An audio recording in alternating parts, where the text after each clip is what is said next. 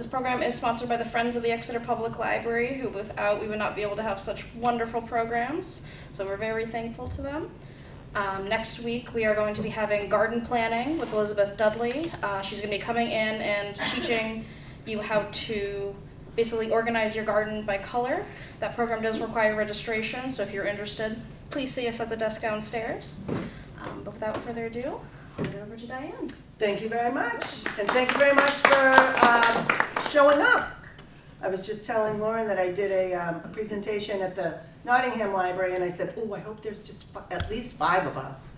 Well, 3 ladies showed up, the librarian and myself, so somebody was listening. I am Diane Richards, Madam President of the Seacoast Beekeepers Association. We are located in Stratham. We have a pretty good sized group. A lot more people are becoming really interested in bees, pollinators, the survival of bees.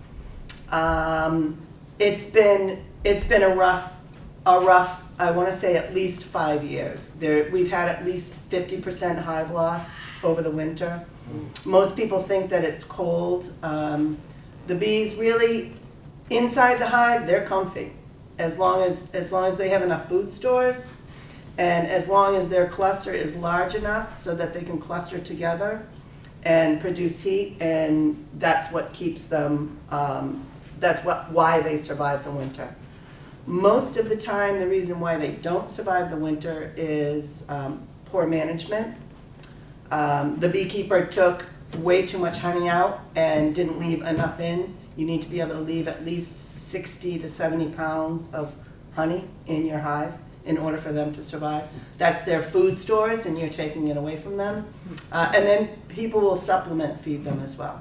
But I'll get into that. Who's familiar with beekeeping? Good. So this right here is a nucleus, a nook box, short for nucleus. And when you go to order bees, or you decide you want to be a beekeeper, you're going to have to order bees. You can get your bees 3 different ways. You could get a queen, only a queen, but you would have to have a surviving hive. A lot of times people will cull their queen only after the first year because they really want a strong, healthy laying queen. Because it's all about the brood, the baby bees. So inside this nucleus box, you would get either a queen, you would get a package of bees, which is about the size of your fist, and that's just a bunch of bees with a queen. They don't know each other. You throw them in your box, and every time I did that, my bees were dead within a month. Or you can order a nucleus, a nook for short. And inside this nook, you will have 5 frames. The 2 outer frames, right here, would be their food stores. They would be all drawn out with honey, drawn out with wax, which I have a really good example right here. And this actually has some honey in it. And this is a brand new wax because you can see how nice and light in color it is. I do have a little handout, and I have some more wax if you want to touch it, feel it, smell it, taste it. So inside a nucleus, you will get the cast of bees. You will get the queen, 1 queen, all the worker bees, which are all female. Every single bee you see flying out there is a female. She's working. And then the drones, which are the males. People say, well, if the drones don't do anything, why do you need them? There's only one thing a queen needs them for, and that's to fertilize. She needs all the sperm that she can get.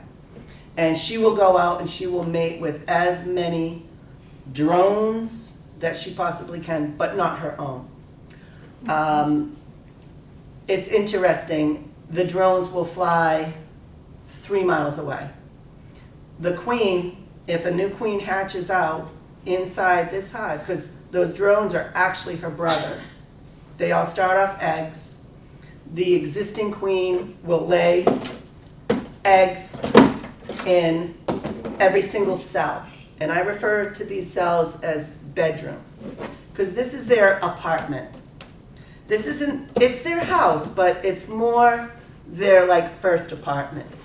Because what's going to happen is they move in, they grow, they expand, and they need more room. Just like any big family, right? So the queen will lay an egg in each of these cells or bedrooms. Only the queen can lay a fertilized egg.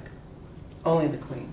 You can have a worker, if there's no queen in the hive, or if she's not laying, if she's sterile, they'll do her in. And they will, as long as they have an egg, or 2 or 3, they will start to feed those eggs because they know that they have to replace their queen. They will start to feed those eggs royal jelly. And after 3 days, those eggs become larvae, and they just continue to gorge them on royal jelly.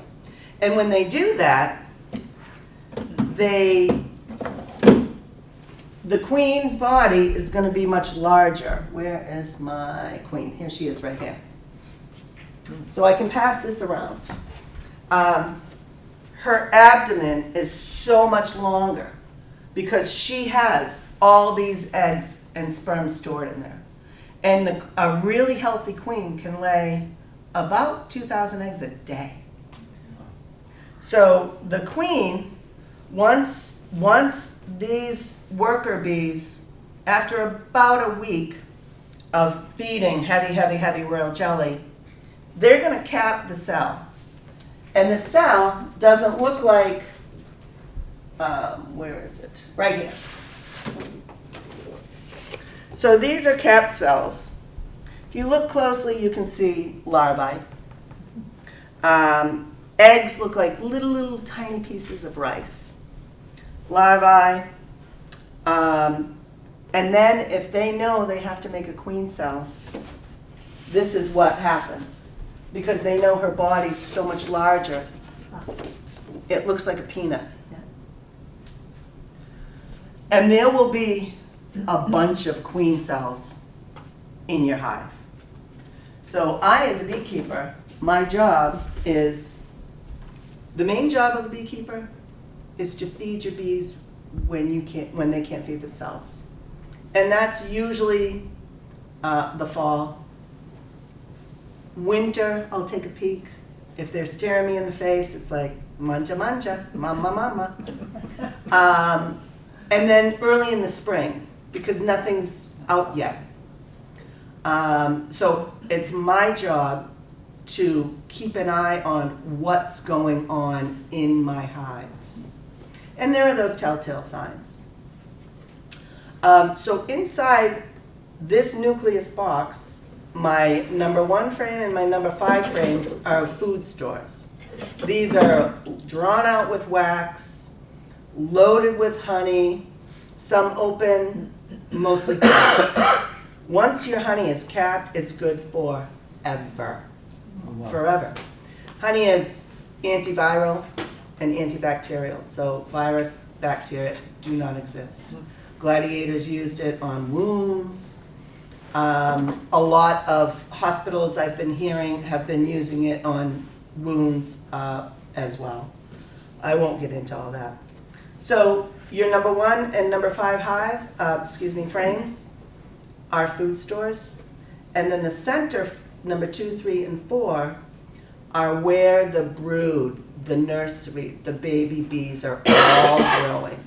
So you'll have all your workers, your nurse bees are in there, your queen is in there, she's already laying. So you know you have a healthy queen. How do I know I have a healthy queen? When I go in and I look at my frames, this one's honey, but I look at my frames, and if I see, and all new beekeepers want to see the queen, they have to see the queen. I understand it. You pay a lot of money for them. You want to see her. But when you get to the point where you have so many hives that you have to look at, I don't need to see the queen. The only thing I need to see is larvae, brood, capped brood, and eggs. When it's 95 degrees out and I'm wearing my outfit and I've got a veil on and sweat's pouring down my face, it's not so easy to see eggs. But still, it's not easy. I don't necessarily have to see eggs because if there's larvae in there, I know my queen, because larvae is 4 days old. I know my queen's been there and she laid eggs. Eggs turn to larvae. Once the cell is capped over with wax, and I refer to that as shutting the bedroom door, the baby bees are inside their cell, their bedroom, and they're forming.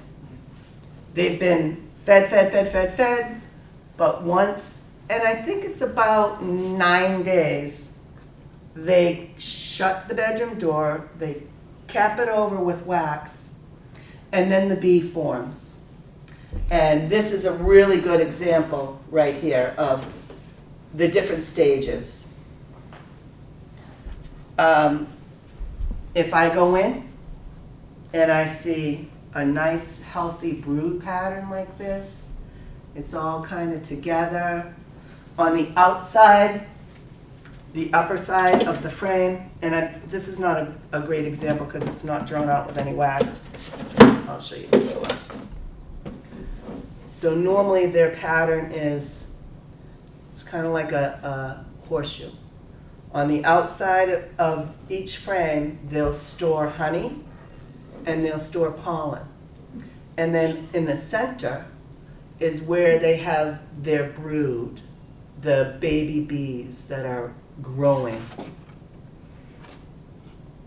Where there's brood, they always surround it with the food stores.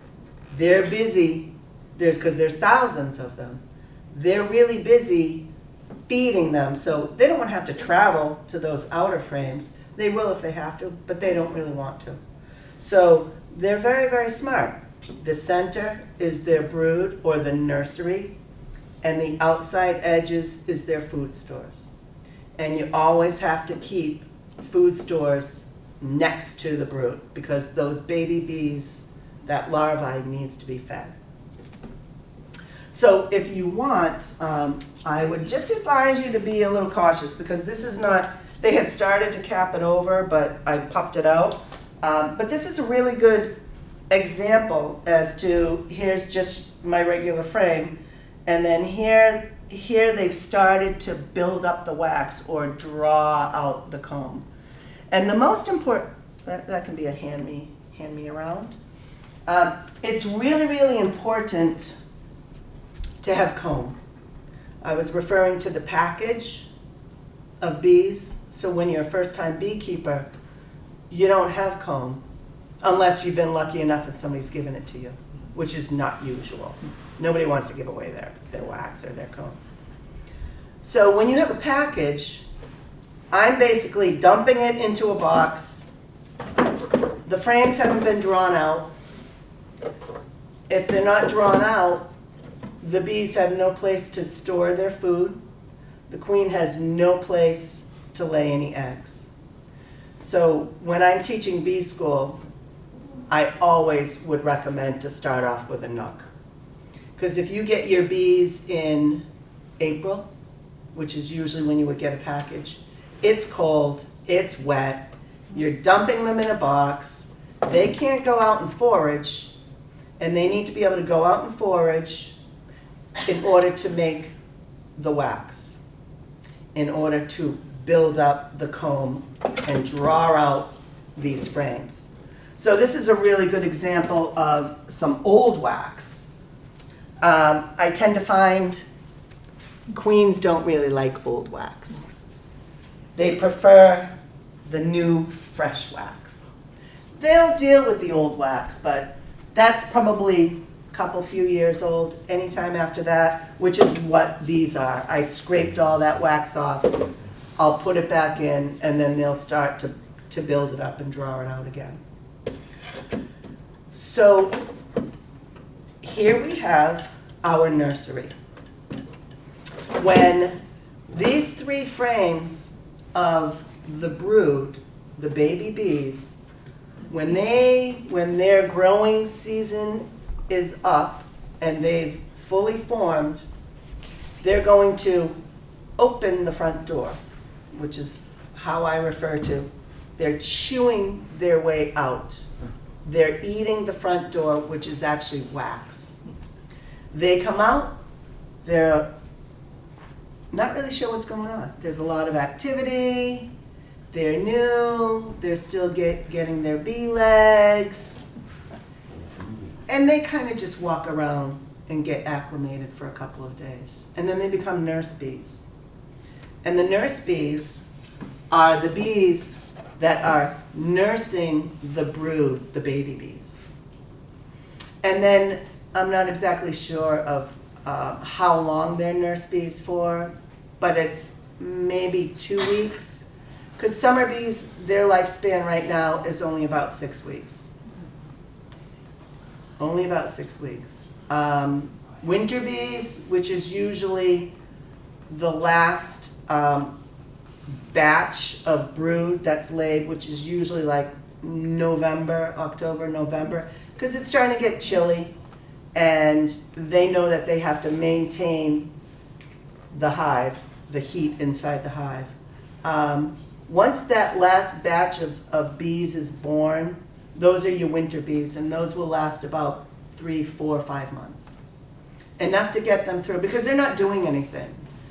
Summer bees, they're working their wings off, literally. I see some bees that are coming back, and they're, I can tell that they're at the end of their lifespan, because their wings are all chewed up. They've been traveling back and forth, day in, day out, unless it's pouring. If it's raining really hard and cold, they're going to stay inside. And that's why it's important to make sure that as a beekeeper that I leave enough of their food stores inside so that they can hang out and they can eat. And that's pretty much what they're going to do. Questions? Yes, ma'am. So they have pollen and they have nectar and they have honey. What do they use all those different things for? So when they go out foraging, they're foraging for pollen, nectar. Who has the, this is the hive right here, the frame. So this, it's open, it's not capped yet. You can see the difference between the capped and the uncapped. So this is a mixture of nectar, which is the natural sugars from plants, and pollen. And they will store it in each of these cells. And they will not cap it over until they evaporate the liquid that's in there. Because if they cap it over too soon, it'll go rancid. Oh. How they know when and who knows. So, but once they cap it over, it's good forever. So inside these is basically nectar. And they fan, they keep the inside of the hive 94 degrees, 96 degrees. It's pretty hot. And they evaporate the rest of the moisture out of it. And what's left is the natural sugar, which everybody gets a taste. I literally just harvested this Thursday. Another question? Yes, please. What's your beekeeping suit called? Has it got a special name? It's called a suit. Just a suit? I call it gear. My gear. Okay. But it's a suit. It's, a lot of people will just do a veil with a jacket. Some people have full length. It depends. If I feel like getting stung, then I'll probably just wear my veil. I have been stung right in the eye. Nature's Botox, I'll tell you. My eye went like that, but then I was like, wow, maybe I should sting my whole face. Oh. But when they sting, they die, don't they? They do. But drones don't have a sting, right? I think they do, but I think they do, but I'm not positive about that. Because wouldn't they kill the queen if they had a sting? Well, it's different parts that are getting inserted into the queen. They're not using their stinger to mate with her. Right. Have I seen a drone's genitalia? No, I have not. But it's because they're mating that, and I don't know if maybe their organ is barbed. And this is why a bee's stinger is barbed, just like an arrow. So when you get stung, there's only one way an arrow can go, and that's either out the other side. When they're pulling away, they are literally ripping themselves in half. Oh. So they really don't want to sting you unless you give them a reason to. If you're going and you're knocking, and you're going to make them mad, then they're going to come out and they're going to defend their property. But when I show up, and the first thing I do is it depends on what I'm doing. If I'm going for a deep dive into my hive, I'll start my smoker. And then I'll puff, puff, puff, give it a little smoke. And then that tells them I'm coming, and that drives them down to the next box that's below. Is that so they can't smell the pheromones when you smoke them? It calms them down. Right.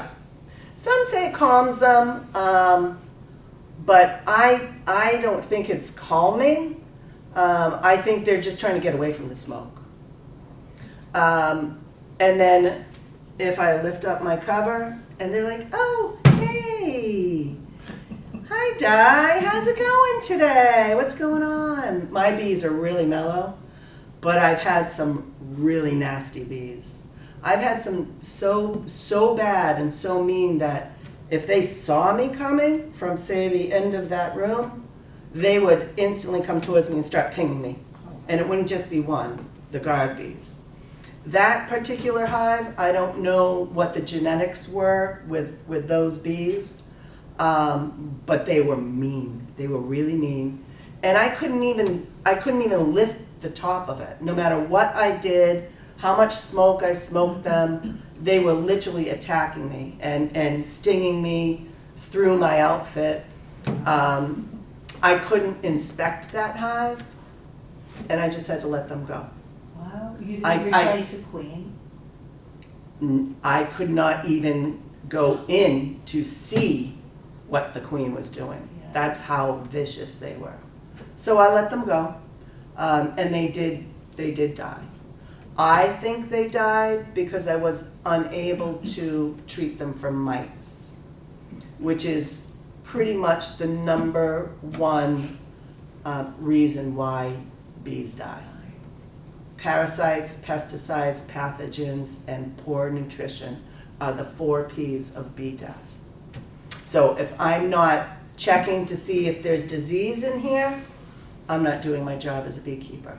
If I'm not checking to see if they have enough food stores in there, and it's not just for the winter, it's throughout the whole season, then I'm not doing my job. People think, oh, you just put them in a box and you let them go. It's not that easy. It's more complicated. Questions? Thank you. Sure. Yeah, when they're collecting pollen and nectar, are they putting them in the same cell? No. Actually, you can, when I go in and I look at a frame of honey, you can see all different kinds, all different colors of pollen. They visited certain flowers, trees, and they stash it in there. They do mix some of the pollen. I mean, the pollen, when they're out collecting, you can't separate the pollen, the nectar. They're sucking up the nectar, but they've also have some of that pollen pretty much all over their body, and also in their mouth and on their proboscis, which is their tongue. So there's no way that you're going to get just honey Right. and no pollen. It's just doesn't work that way. So they're storing the nectar, handing it to dehydrated, it's gonna be honey. What happens with the pollen? What's the purpose? Pollen is pure protein. So they're feeding, they'll turn it into, it's their food stores, but pollen is pure protein for them. So they're eating their pollen, they have these glands where they can mix it all up, and that's how they can make the wax. And then the royal jelly, which is like milk, I think they have a gland for that as well, but we're starting to get really technical. We won't get into that because it's just too much. Okay, questions? Are there different kinds of bees, like honey bees and others? Because in England, I remember the bees, they used to have like little bags on their legs full of pollen when they fly back to the hive. Right, yeah, those are pollen Father sacs. Christmas. Mhm. So all bees have those or not? I'm not sure about all bees. I do know we have like 40 native bees in New Hampshire. I don't know the exact number because I haven't quite studied it yet. But that's what they're doing. You can see this girl. She's going crazy. She's taking a shower in it. She's got it all over the place. And it's so much fun when I sit there and observe my hive, which I could easily walk up. This is their entrance. You don't want to stand in front of their entrance. It's like B-52 bombers. They're flying in, they're flying out. It's like a runway. So, but I can stand here, and I could be not geared at all, and observe them. And as long as I'm not disturbing them, they're fine, unless they've got some really bad genetics going on. And genetics is key. We've got scientists that are studying everything from here to there. But basically, you can see her pollen sac right here. Yeah. I call them like pollen pantaloons. So basically, they're covering themselves, getting as much as they possibly can, and because they're going from flower to flower to flower, they're pollinating other plants. They're leaving just a little bit of this pollen from this flower into whatever flower they're visiting next. Would you like to look closely at that? Very efficient. They are extremely efficient. Okay, question? So, how often do you check the box? And also, if you have the nuke, do you have multiple of that same box around it, or is it different types of the slacks? Excellent questions. I'll start with the first. The first question is, how often do I check my hives? It kind of depends what time of the year. Usually in the spring, I'm beginning to check them more often. Once a week, see what's going on, see if I have to put on a feeder, and what I would feed them. Mason jar, you can see the hole in this.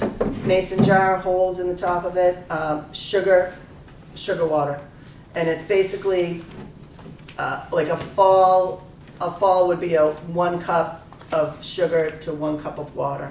You want it heavier. Summertime, 2 to 1. Summertime, or even spring, I'm going to start feeding my bees because there's not a lot of food stores that are out yet. And also, the weather's really bad. They're not going to go flying if it's raining. I mean, really raining. I've seen them if it's sprinkling. I've seen them fly. But if it's cold, different story. Below 50, their bodies just seize up. They can't move. I think it's like 45. Nucleus, the first apartment. So when the brood, the middle 3 frames out of the 5 frames, when these start hatching out, these baby bees, the population grows quickly. She's laying 1,000 eggs, sometimes 2,000 eggs a day. So you do the math.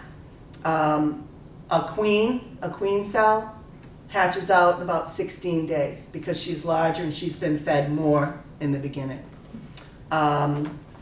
Worker bees, all female, they're about 24 days. And then drones, because they're larger, and actually there's, let me just see, it won't show it on this one. Their cells are larger because the drone body is larger. They're fatter, their eyes are bigger, so it takes a little longer for them to form, and they're about 26, 28 days. It doesn't really show it on here because this is specifically for honey, and they know that all those cells are the same size. Maybe in this one. Yeah, usually the drone cells are all down at the bottom. And I wonder if it's because they don't want them too close to the food. Because once they hatch out, all they do is eat. That's all they do is eat. Unless they get lucky enough and they can go off and mate. But the queen that hatches out from the same hive as her brother, the drones, she will fly 5 miles away, 4 to 5 miles away, on her maiden flight, because she's a virgin that's hatched out from the queen cell, wherever that one is. She will come out, fly around, acclimate herself to where her home is. And they're very, very smart. They go out, they fly a little, they go back in. They go out, they fly a little more. It takes a couple days. She goes back in. They're not feeding her a ton right now because if they feed her too much, she weighs too much and she won't be able to fly. But she will fly out of the radius of where her brothers, the drones, will fly because she does not want to mate with them because she wants as many different genetics, as many different sperms. You really want a loosey-goosey. You want her out there flying around and mating with as many drones as possible. And once she does that, she comes back in, and this is where she stays.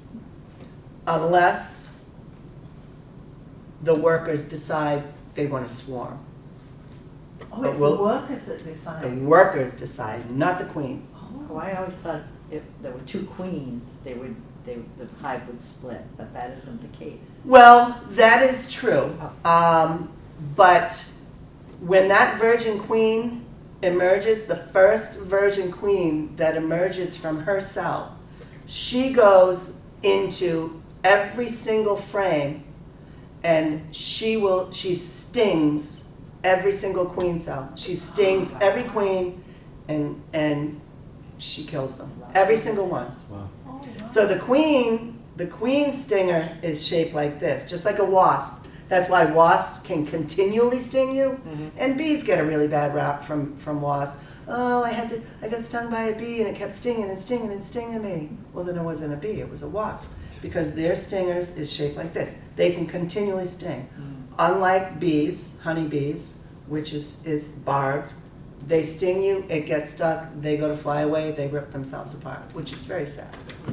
But there's a lot of talk about bee sting therapy. It's extremely beneficial. I do intentionally get stung. It helps with arthritis. Again, the Botox, but that wasn't a great idea. It got up in my veil and I was like, there's a bee in here. And I was trying to get her out, but unfortunately I squished her and she stung me. So then I had to close everything up really fast, hop in my truck, go home, get some ice, put some ice on it. And fortunately, I've built up quite a resistance to it. So I don't think I'm allergic. I mean, you'll always have a reaction. How can you not? Because you're getting venom in your body. You'll always have a reaction. And it's a sting, not a bite. I have to correct people. I got bit. No, you got stung. Any questions? Yes. Oh.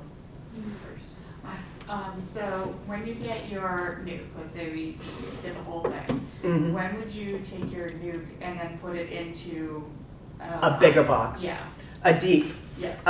So again, this is the first home, the apartment. Once all this brood starts hatching out, we're starting to get really crowded in there. And when I see that 3 of these frames, both sides, are absolutely covered with bees, that's when I know it's time to transfer these frames into a bigger, deep box, which it would be 10 frames. So a lot of people use nooks all the time. I myself don't think that they provide enough room for them, but they'll stack them high, high, high, high, high. I run 2 deep boxes, and I think in the handout that you got, there's, on the last page, it will show you a hive setup. I run 2 deep boxes, so I have my bottom board, my deep box, which sits on the bottom board, and then I run another deep on top of that. And those 2 deep boxes are specifically for brood, for growing brood, to continue to provide room for my queen.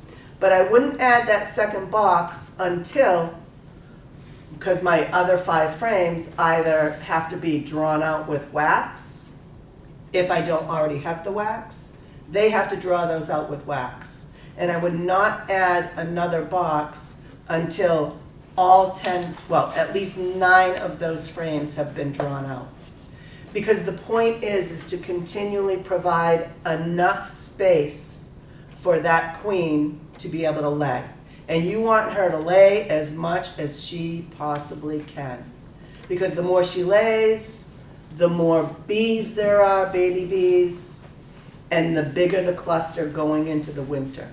So come August, we are beginning to prepare as beekeepers for winter, because bees know we're starting to lose sunlight. And come September, the end of August, early September, they start to get cranky. And they're not happy with the drones. So what do you think they do to them? Sting them. No, they bite off their wings and they kick them out. Wow. So there's no way, and even if they can crawl up, That's harsh. those guards, the guard bees, no way. Huh. You're not coming back here, you lazy louse. All you do is eat our food. That's it. That's all you do. You just walk around and eat our food.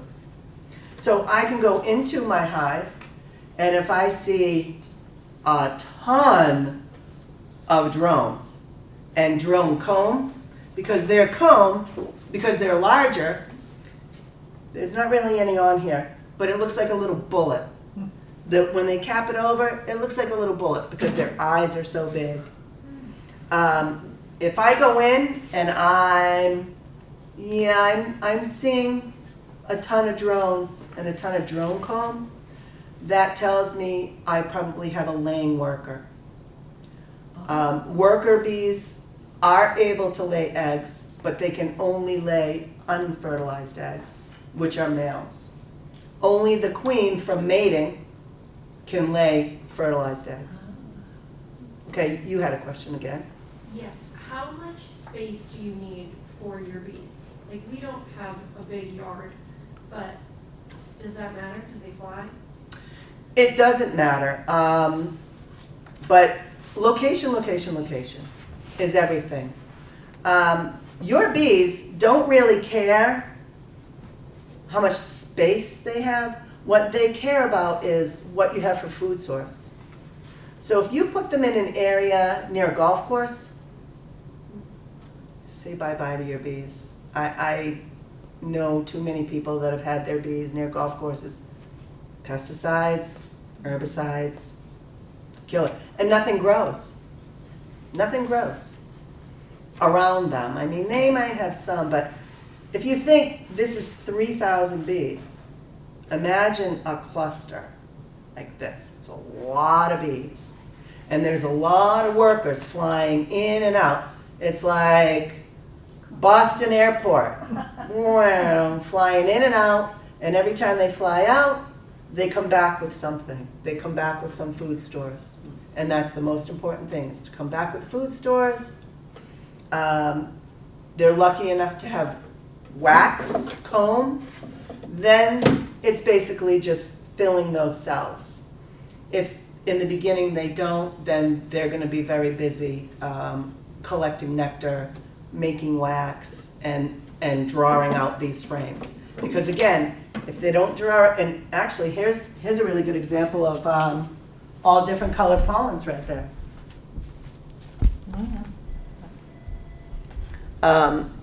So their main goal is to go out, collect pollen, collect nectar, come back in, store it. The nurse bees that are inside, they're not quite ready to fly yet, so they're tending. That's what all these girls are. They're tending to the babies. They're like the babysitters. So they're inside, they're feeding, they're cleaning. If a bee hatches out, they clean the cells. They clean each other. Your queen, the only thing your queen does is lay eggs. She needs attendants to feed her. She needs attendants to clean her. And that's it. If at some point they feel like they don't have enough space, that's when the workers will decide it's time to swarm. It's time to get out of here. So what happens? They ensure that there are enough eggs, fertilized eggs. They know it's fertilized. They know that half of them are going to leave with that other queen because there's not enough room. So they will make sure that they start building queen cells. And they decide to swarm, half of them take off. And they won't feed their queen because again, they don't want her too heavy, because if she's too heavy, she can't fly that far. And if they're swarming, they ball around her. So she's not really flying, it's like they're balled around her, they're carrying her around. And then they land wherever they land, and inside that swarm somewhere, she's in there somewhere. And who knows where they end up? Maybe I see it and I can go and catch it. That's fun. Question? So if you got a call that there was a swarm nearby, you would have to find the queen to get the swarm into a box. Yes. I was just speaking to a woman. She said, "Oh, I saw my bees swarm. I saw them, and I went and I put a box out there, but they wouldn't go in it." And I was like, "Why would they? They're only going to go in there if you get your queen." And it's really amazing when even if you don't know you got her, they know. So if I were to go and oh, I've got my bucket and then I dump them in my box and then I cover it up really fast, and then all those other bees, the leftover bees, if she's in there, they know she's, and it's like a parade. It's like parade going for ice cream. They march in. They always follow their queen. They always. adore her, don't they? Absolutely. Long live the queen. Yeah. Because if you don't have a queen, it's a dead hive. Because it cannot continually, there are no eggs. So the last brood to hatch out, they're going to live another 6 weeks, depending on what time of the year it is. And so it's my job to either requeen or make sure there's queen cells in there. And if there's queen cells in there and they're capped, you can't put a new queen in because they already know. One's on the way, and it only takes 16 from the time the egg is laid to 16 days later, she'll hatch out. So my friend, she wasn't sure if her queen had died, and she had a bunch of queen cells. And as we were doing the inspection, she was cutting them off, and I said, well, don't cut them off until you know, there's a reason why those are there.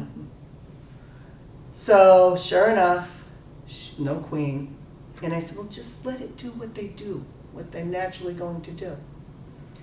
And it's going to take a month.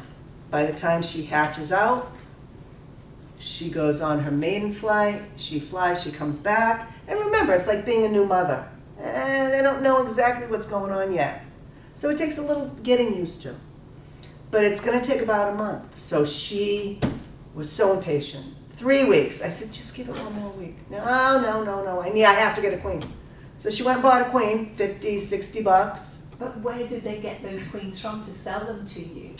There are a lot of people that are making queens, that are producing queens. How In did they queen, do that? so they have queen castles, and what they do is, and they have like their own suite.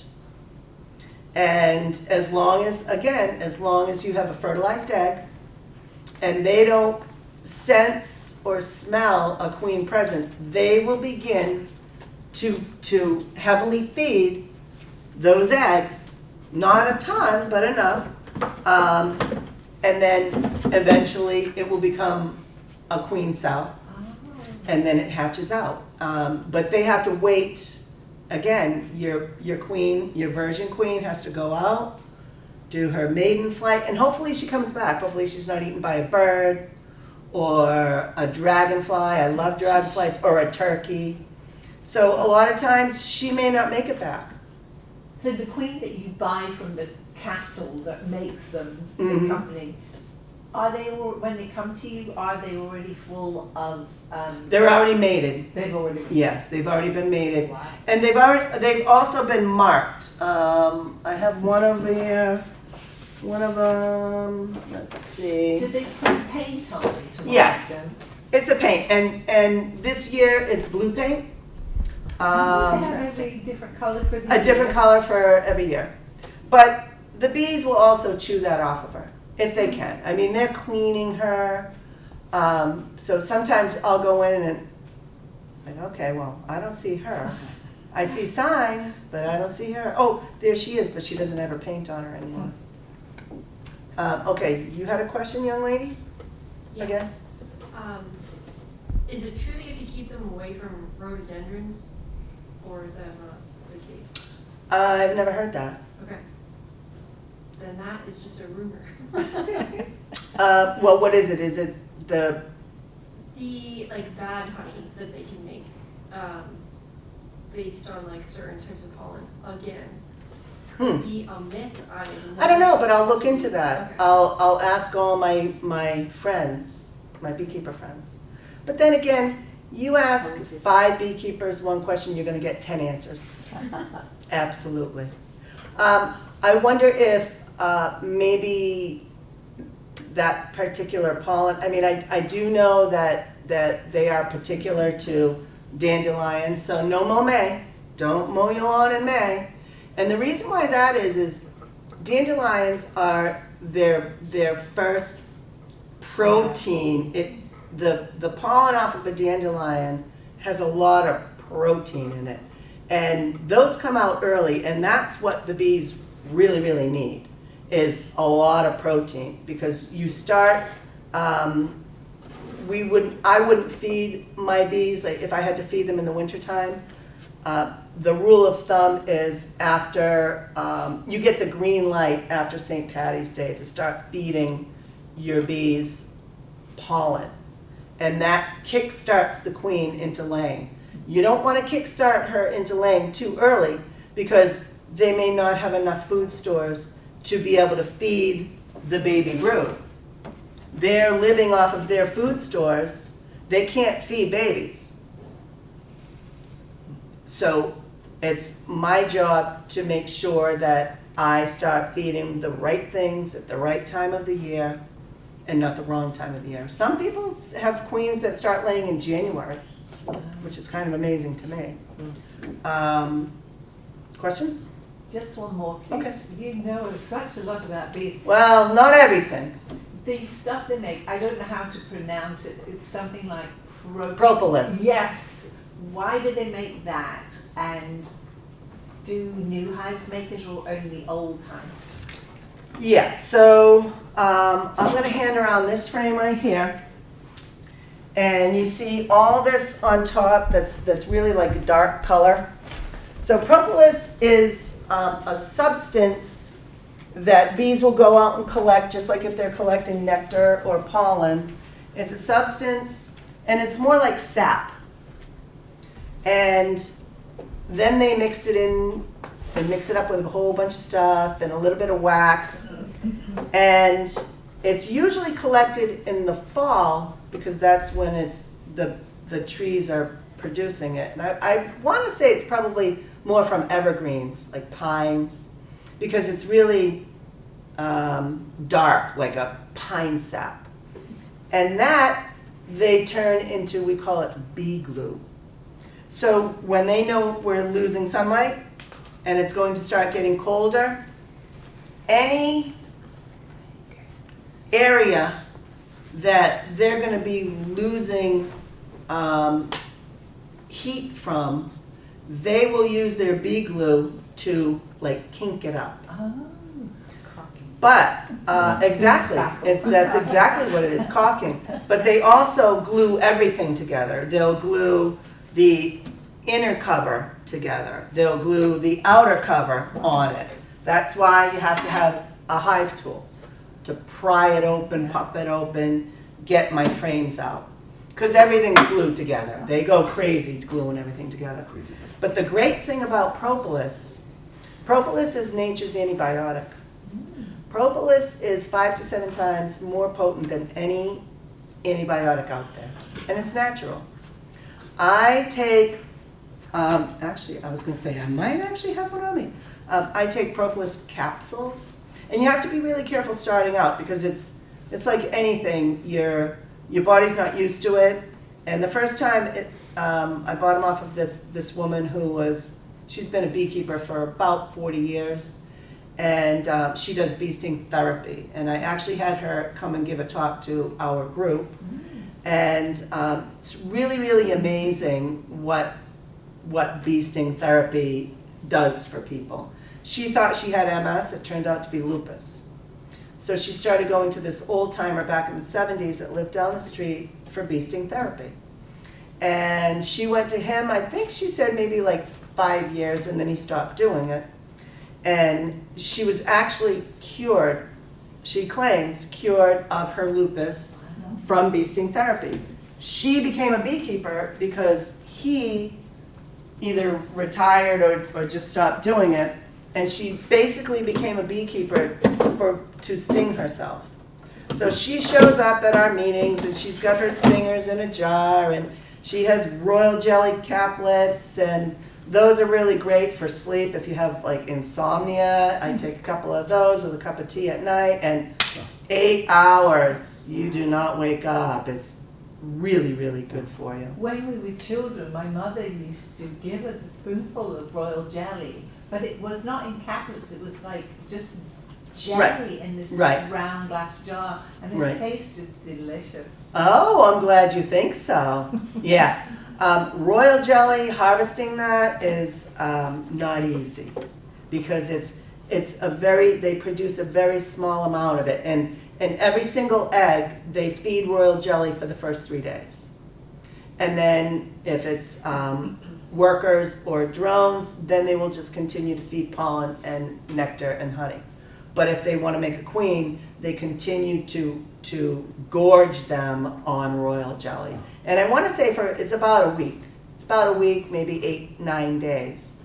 And that's why the queen grows so much bigger. Well, my mother lived to 101. Maybe it was the royal jelly, maybe it wasn't. Probably, I would say. That's fascinating.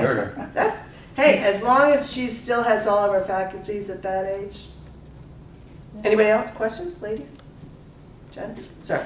I have a question, like if you didn't have the boxes, like, I don't know, go back to when we weren't beekeeping as humans, what would they live in? Like where would they go? Trees. They run away? trees, do they usually make, hollowed out some trees. sort of hive, or they have to find like some solid thing to? Well, they'll go into the cavity. They'll go into any space. They can even go into homes. I get a lot of that as well. And as long as, and again, it's the workers that decide whether or not they'll have the scout bees that go out looking around. Your swarms out there. Where's my swarm? You got your swarm out there. Your scout bees, they're out roaming around. They're gonna find the smallest little spot, any cavity, and they're gonna, if they like it. How they determine, I'm not sure. But usually it's like a hollowed out tree. And then they will continue to build comb, because they have to build comb. That's where their food gets stored. That's where the bedrooms are for the baby bees, the nursery. They have to have comb. And sometimes when you look in those, I mean, this comb is just, the honeycomb is just massive, massive. So back to the woman's question back there, she asked, when would I transfer this nook into a bigger box?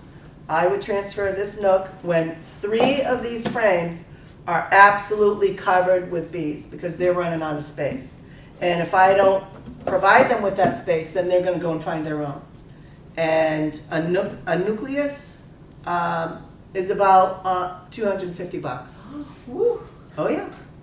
So you don't wanna see it just flying away, unless you can get it and bring it back.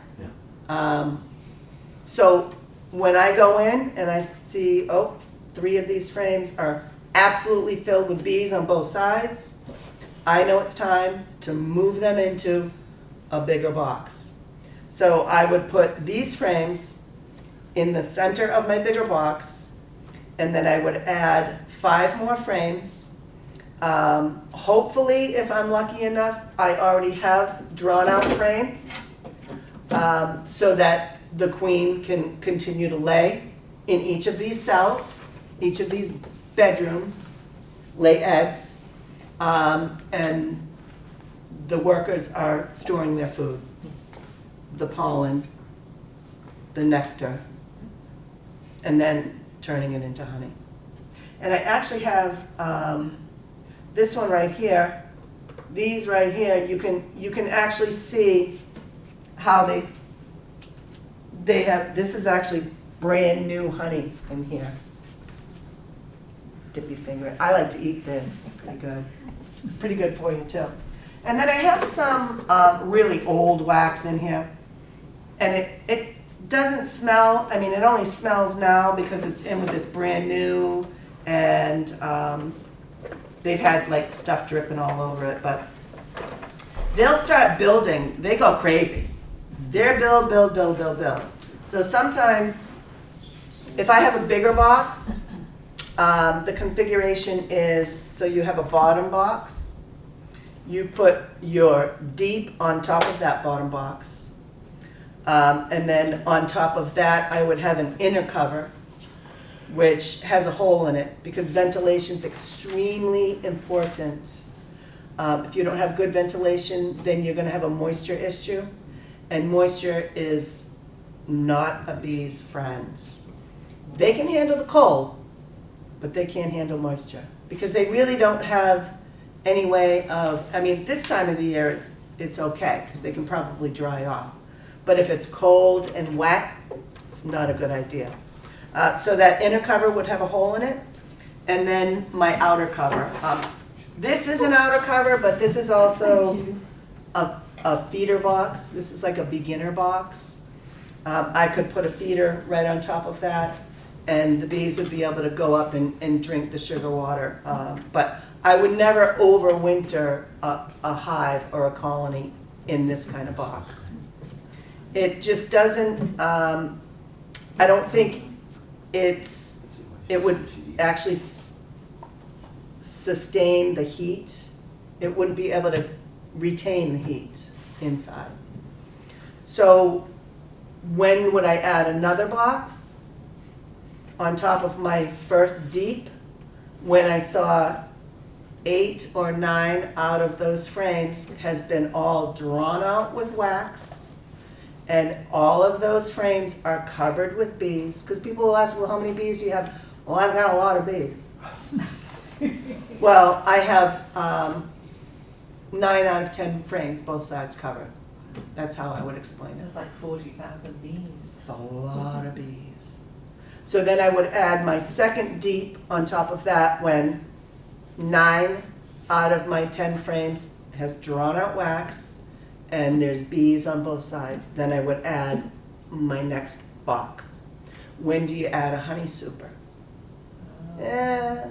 So a honey super is a medium-sized box, and it's specifically just for honey, specifically.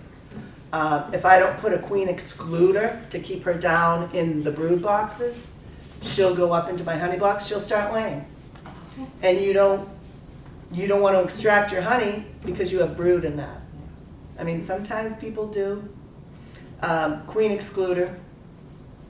And I would do that when I put my second box on, because I want to make sure she stays down in those lower boxes and is doing her thing. She's just laying an egg, laying an egg, laying an egg, laying an egg.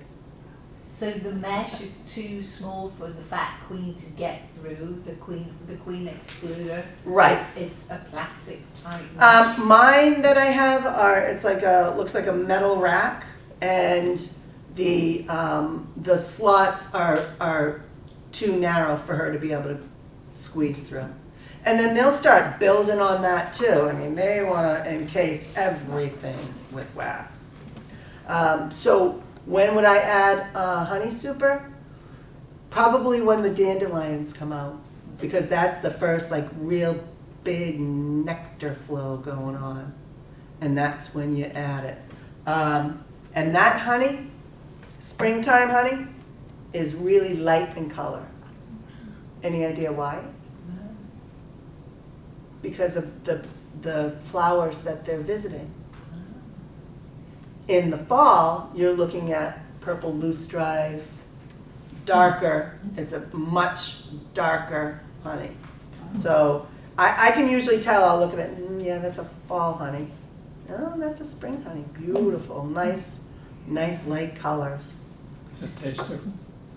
Absolutely, because they're collecting from different flowers, different pollens, different nectars.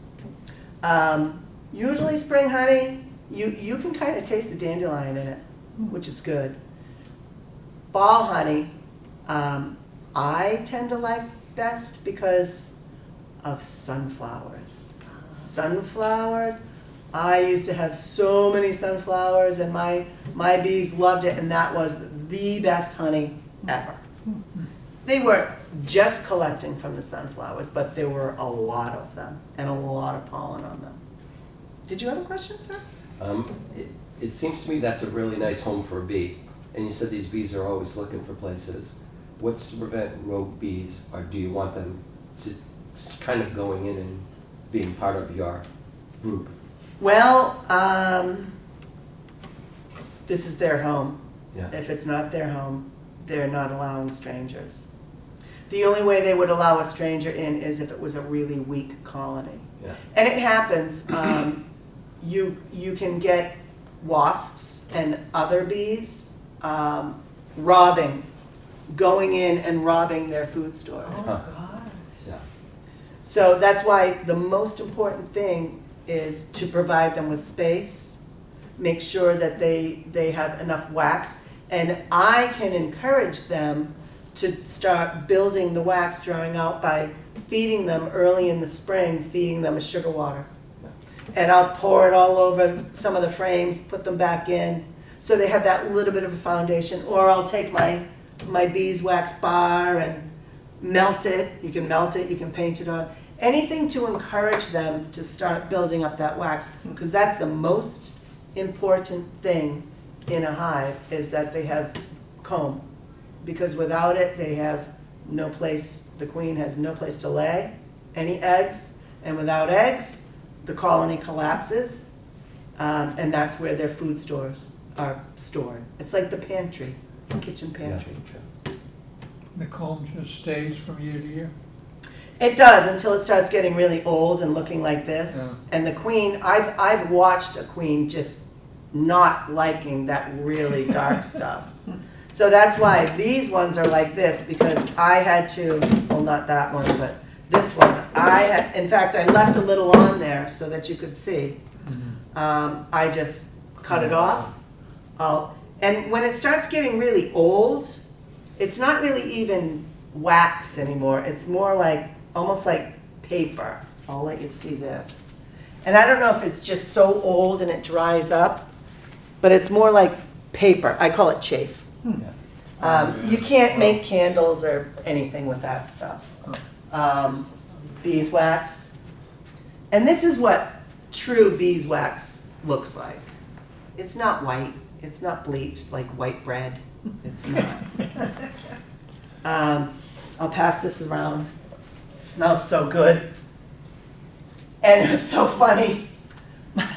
So I was telling a story about how I had just extracted some honey at our meeting Thursday night, and the guys, new beekeepers, they put the extractor in the back of my truck, laying on the side, and then I went out Friday morning and stood it back up because I was delivering it to somebody, and just honey poured all over the place. I had harvested most of it, but there was still probably a good ½ inch in the base of it below the spout. So I had pulled in, I had my truck, I had pulled in, and I went out the next day, and there were just bees everywhere. They were loving it. But then I drove off, and when I came back, my neighbor had parked in the spot where I was parked, and there were bees all hanging out in the back, in the back of his truck. What they were doing was they were acclimating themselves to where that food store was. They didn't care if it was a different truck, because they were like, this is where the food was. It's not there anymore, but they're still buzzing all around. And they were like, I walked out and I saw my neighbor, she's in the truck, and I said, oh, sorry about the bees. If you just pull up, get out of that spot, drive up. They drove up, and basically they saw me, and they're like, there she is, follow her. And I was at Stratham Hill Park. I live like a hop, skip, and a jump. They literally followed me from Stratham Hill Park, because they could probably smell it. Or maybe they just zoned in and saw my white truck with bee stuff all over it. But they really are fascinating creatures.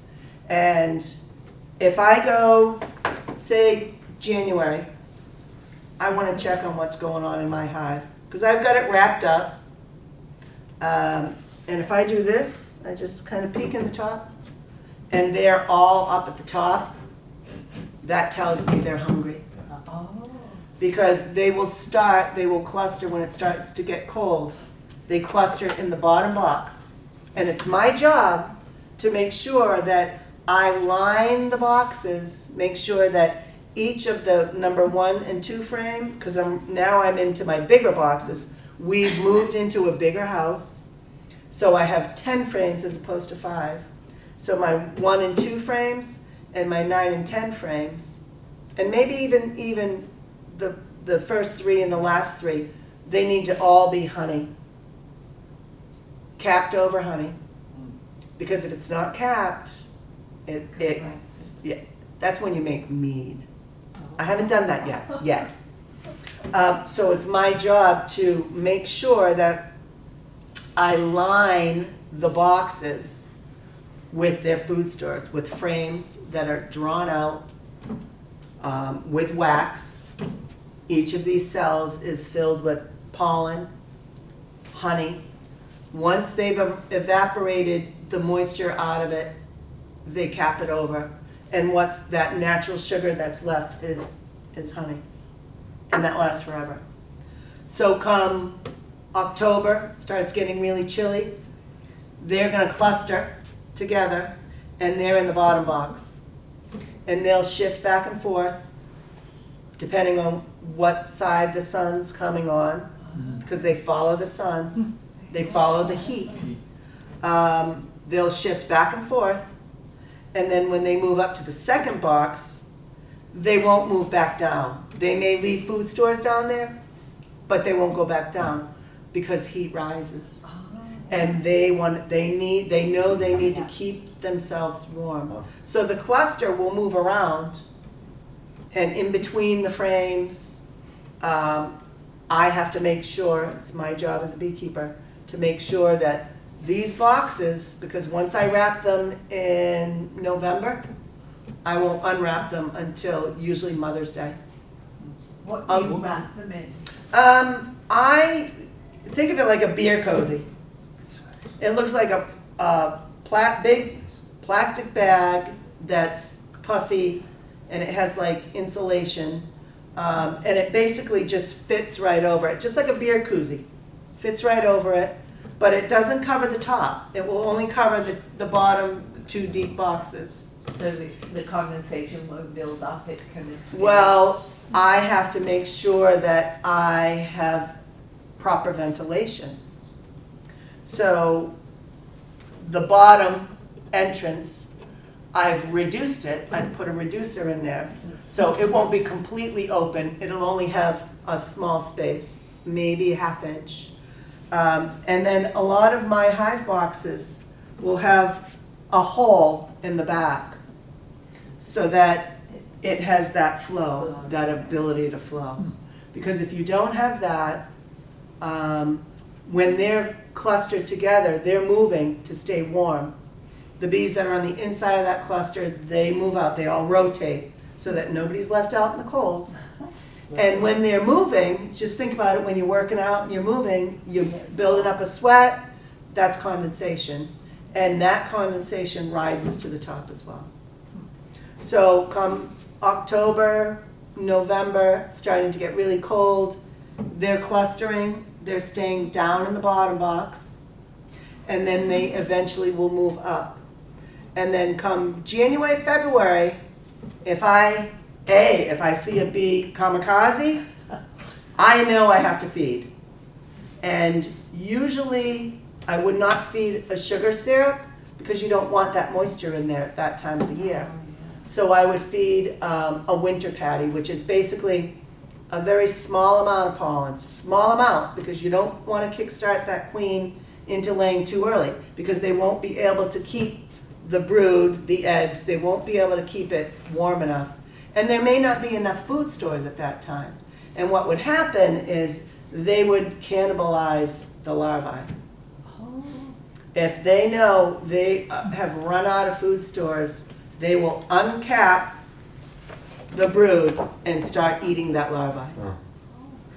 I know. So that's why you don't want to start that queen, you don't want to kickstart her too soon. So it would basically be either I made a candy board, which is basically sugar, a little bit of water, and a little bit of vinegar and salt to prevent bacteria. I would harden that, and it's basically like a box that has a wire on it, and I would make it inside that, wait for that to harden, and then I would flip it over and put it on the top. Or if you've been very successful, I would leave a box of a honey super on top, so that by the time they moved up to that second deep box, that honey super is full, 10 frames full of honey. And that should be enough food stores for them.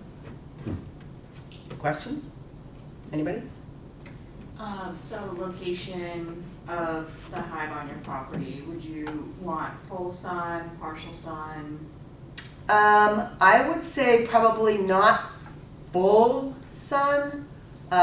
You want your entrance facing a east-southeast so that they can catch the rising sun, because that warms the entrance and that warms them as well. They're like, okay, the front door's hot. It's time to go out and start our work for the day. Not under trees, because trees, moisture. I knew a guy that had his under the tree, and I kept saying, you really shouldn't put it there. And he had such a mold issue. It was so bad, so bad. it doesn't, it really, your property, if you were going to have a hive, the one thing I would advise you to do is watch where your sun is, and especially in the fall and the winter, because that's when it's important for them to get the most sun, because that sun in the wintertime is going to heat the box up. And they really, really need that, especially if you have like a black cozy around it, that gets pretty warm. Because really, I mean, the value of, this isn't very, very thick, unlike, and you get people saying, well, you know, I didn't cover mine, you know, bees have been around forever. Well, they're living in trees, and how thick is a tree? It's really, because they're on the inside of that. So it's pretty thick. I wrap mine. Last year, I had 2 hives, separate locations, did the same exact thing, 1 each died.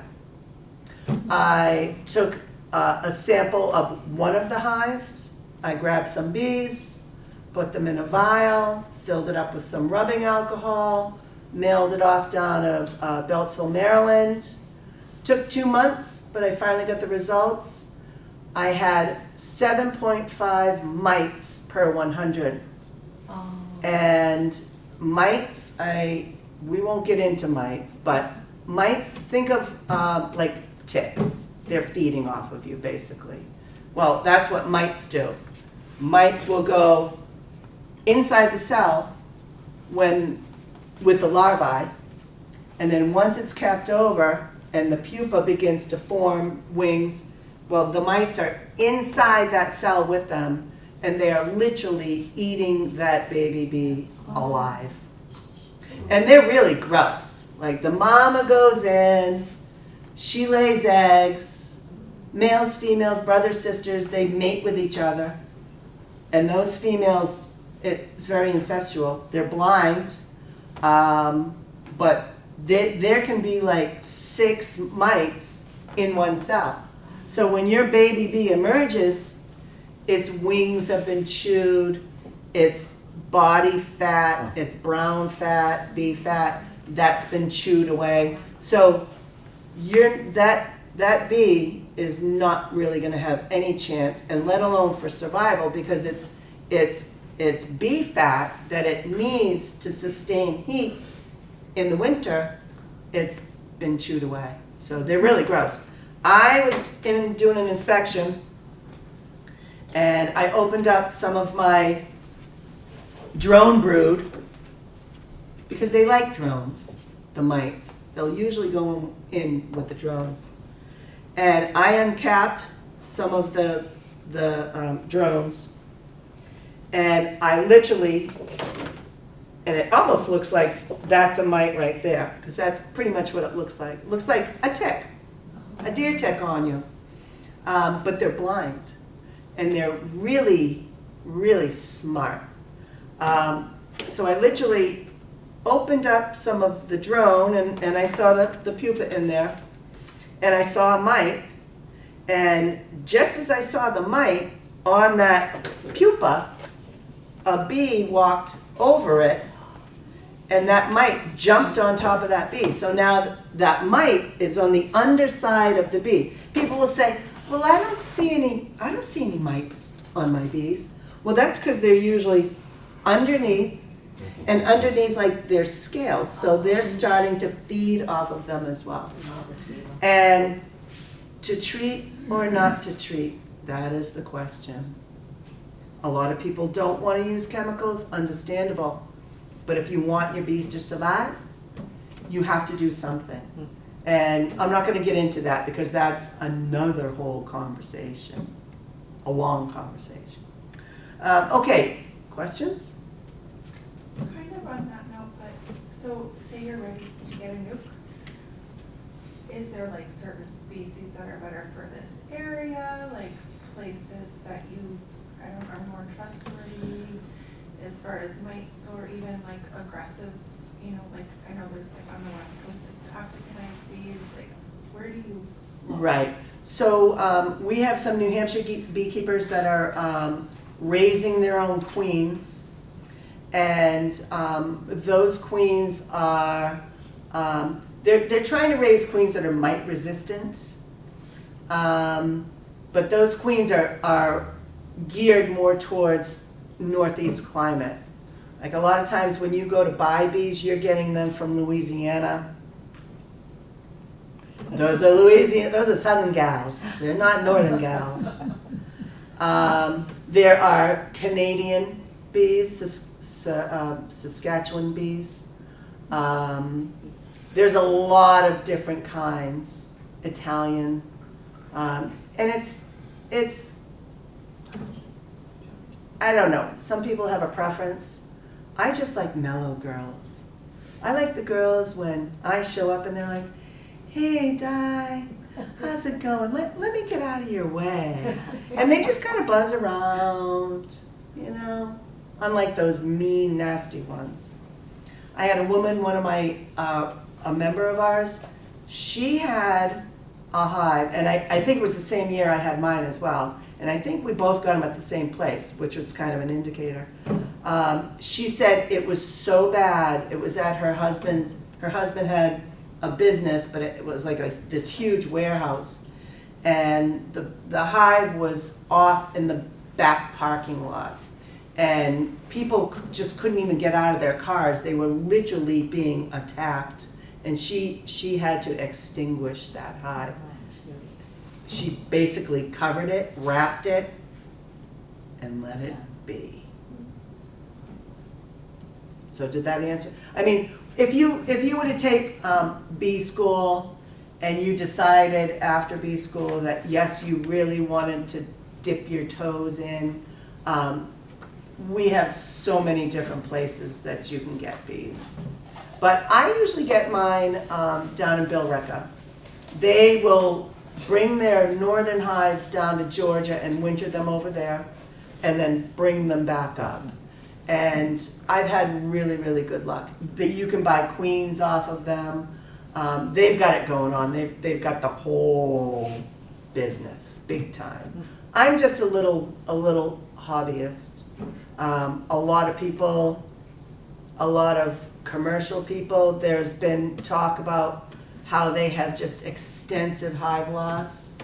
Don't necessarily know why yet. But I actually had bought a queen that had been vaccinated for AFB, American Foul Brood. Wow. If you get American Foul Brood in your hive, you have to burn everything, even your gear, because it's a spore and it can live for 80 years, 70 or 80 years.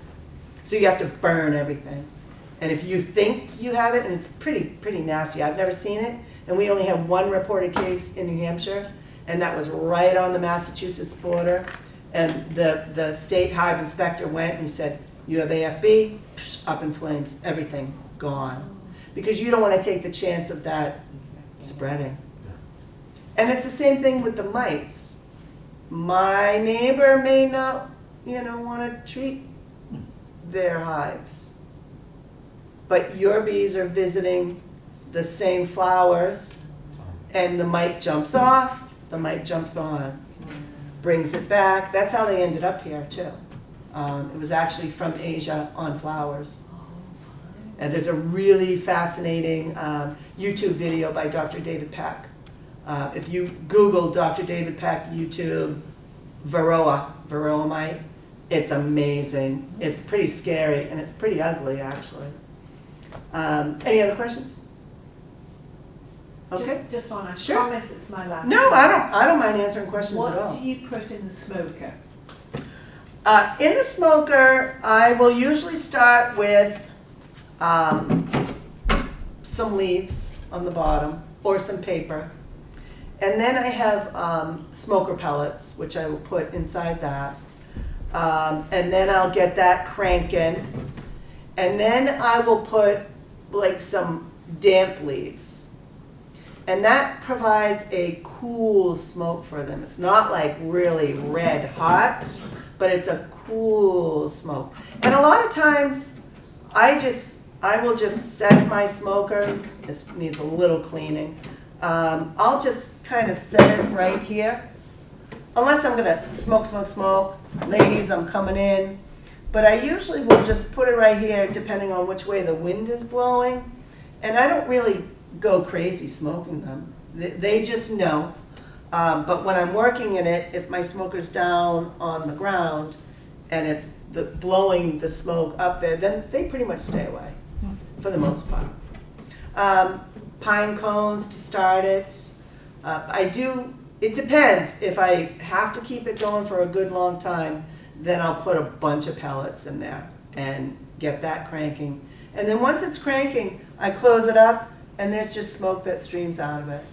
And we have our, every year we have the New Hampshire Beekeepers Association summer meeting, and we have a smoker contest. I have yet to enter that.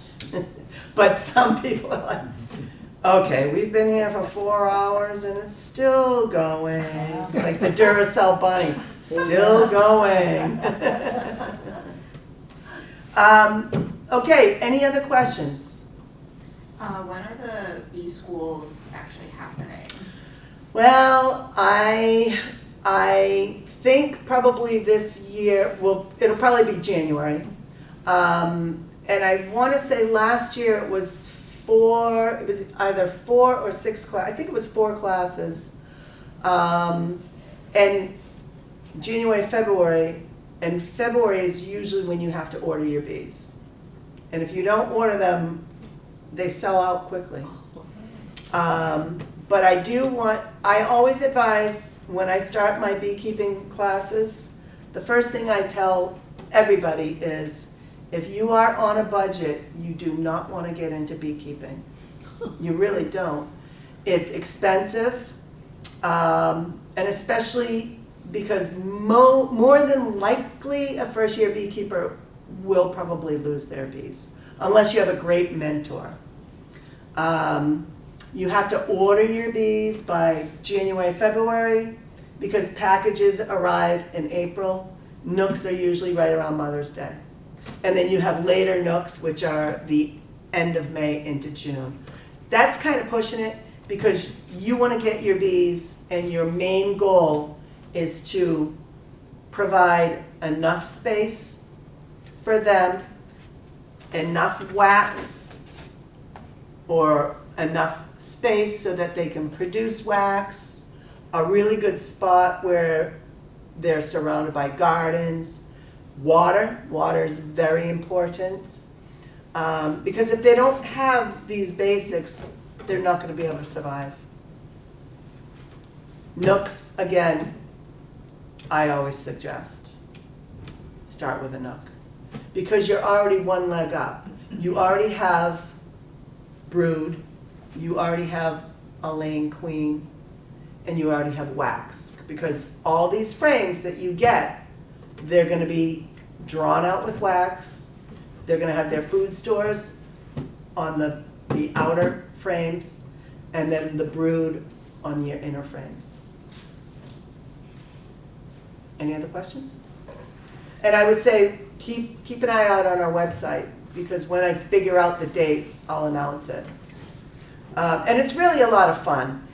But I have to tell you, when I went to bee school, after every class, I did this. What are you thinking? Seriously. There's so much information. Too much. I taught bee school January, February, and I limited the amount of information that I gave because I don't want to overwhelm you.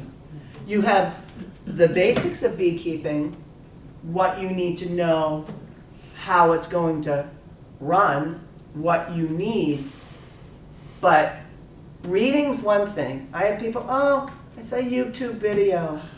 I saw this YouTube video. There's some crazy stuff I hear out there. Really crazy stuff. Reading's one thing, experiencing is another. And my students, I honestly, half of them don't continue. The other half, I would recommend, if they're not ready to quite take that step, then find a great mentor and help them out. Because you'll learn, and you'll learn whether you want to or whether you don't want to. And if you get claustrophobic, don't become a beekeeper. Because you're gonna have your veil on and you're gonna have bees all over you. I find it very cathartic, the buzz, the smell, especially this time of the year. You can smell the hive before you even get near it, and it's great. But summertime, it's hot, I leave my entrance open. Starts getting cooler, I'm going to reduce my entrance because I still want airflow, but I don't want the front door open and the wind blowing in. So you need airflow, you need proper ventilation, you need good food stores. Do any beekeepers have apprenticeships where people can learn and do all the gopher work, but learn? Well, that would be you finding a mentor, basically. And the thing about that, now I'm mentoring probably about 3 people right now. On top of owning my own business, running this business, because this is actually a 501c3, so yes, it's a business that I don't get paid for. I have my business that pays my bills, and then I have this business that basically adds to the bills. Because beekeeping is not cheap. You have to buy your bees, you have to buy your equipment, you have to maintain it all. I only have 1 glove today because my other glove, I blew a hole in the index finger and the thumb, and then I was going to grab a frame and I squished a poor girl and she stung me right on my thumb. So I'm like, well, that glove's out of here. But I'll pass this around. Yes, it's a little stiff, but when you're out and it's 95 degrees and you're wearing that and those, they loosen up quickly. But then sometimes I'll wear, if I can't find those, I'll just wear some rubber gloves. Sometimes I don't wear any gloves. Depends what I'm doing and when I'm doing it. Because they're going to start getting aggressive August into September, because they know they're losing sunlight and they know they have to start preparing for winter. So they'll give you some and they instinctively know when they have to start holding on to it and they want to keep it all at that Well, point. it's not Or- that or they live ever, it. it's not that they ever give me anything. Oh, They, wow. I make sure that they have what they need. Mhm. And if there's enough, I take some. I don't sell my honey. I share it. Sometimes I have to really like you. But the main goal is it's their food. Sure. They've worked really, really hard foraging for it, keeping it inside, and it's up to me to make sure that I provide enough, that I keep enough inside the hive for them to fill their food pantry, to survive through the winter. And a lot of times, and if we have a really, really wet, rainy fall, they're not out flying, they're not collecting. Usually the last pollen-bearing flowers are asters, and those are like September. You know, after that, there's not a whole lot out there. So if it's a really wet fall, and they're stuck inside eating, and they eat through their food stores before winter, then it's up to me as a responsible beekeeper to keep an eye on them and go in and check. If I go in January and I do this, oh, and there's nobody there, they're probably still in the bottom box, and they're still, unless they're dead. But I can tell because if I open this and I feel a gush of heat, warm, because they keep the inside, they cluster together, it's 92, 94 degrees. Wow. If I open it, crickets, put my hand in, it's, ooh, then I'm just gonna leave it.